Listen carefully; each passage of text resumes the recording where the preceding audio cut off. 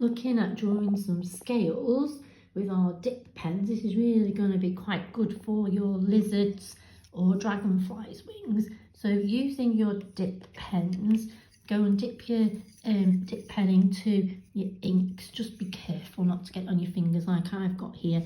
And you're just going to draw some shapes that are kind of sort of scales. So think about scales that you might have on crocodiles or chameleons or lizards or geckos, little lizards and creatures like that. And just going to draw a larger shape towards the bottom corner of that square. Then you're going to get your little round brush and a little tiny bit of water and just use that water to make that ink become a little bit watery. And look how that effect is being made there. Look at that colour that's bleeding in, or the ink that's bleeding there. And imagine that lovely technique and texture in your drawings later on.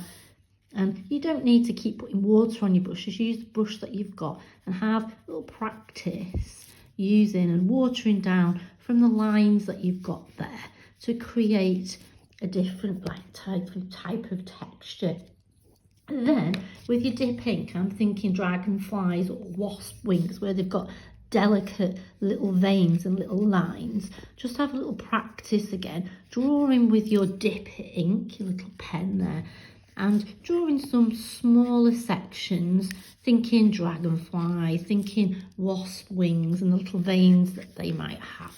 And then try just using that effect again. So using your brush with a little tiny bit of water on, and just look at how you can get some, look at that lovely effect that you can get there for a dragonfly or a wasp or an insect's wing. Now in the box next to it, just put a layer of water with your round brush, not a thick layer, just a little layer of wash water like that.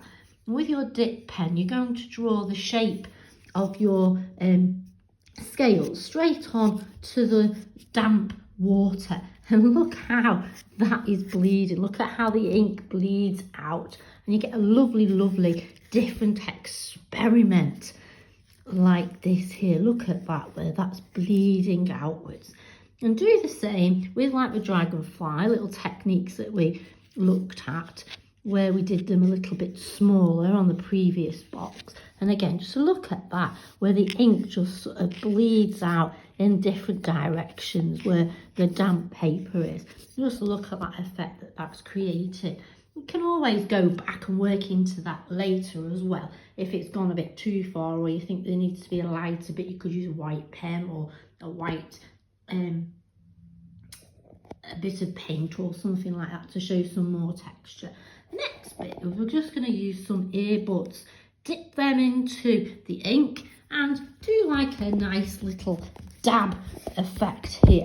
And think about the texture that you could create for insects, maybe on their legs that they have or on the little shells that they may have. And look at what sort of effects you can get if you just use the side of it like this. You could get some like little fluffy textures and then work back into that again with a scratchy technique.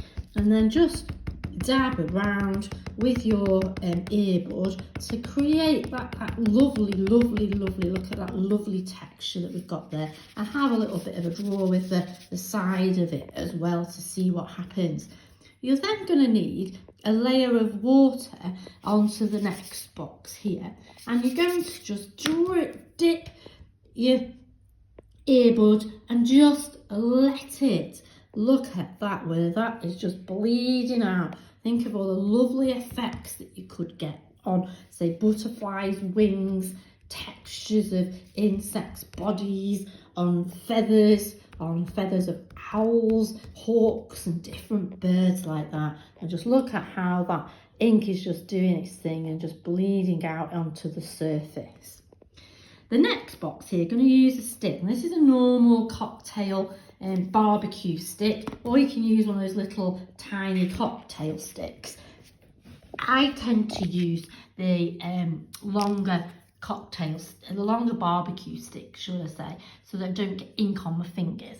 And you're going to come to this box here and you're just going to flick And look at that technique you've got there, that texture. Just think of what you could do on like insects' legs, on fur of animals, on that little bee's body, and maybe on the jellyfish texture. Just think of all the, look at that lovely technique that stick is giving us here. Then in this box next to it, this is our last technique, a nice layer of water, and you're using your stick, and just look at what effect that is creating here, where that is nicely bleeding outwards. Look at that, where our natural ink is bleeding onto our page there. Look at where that's the one that's dried and does its thing a little bit more than that one I've just done there.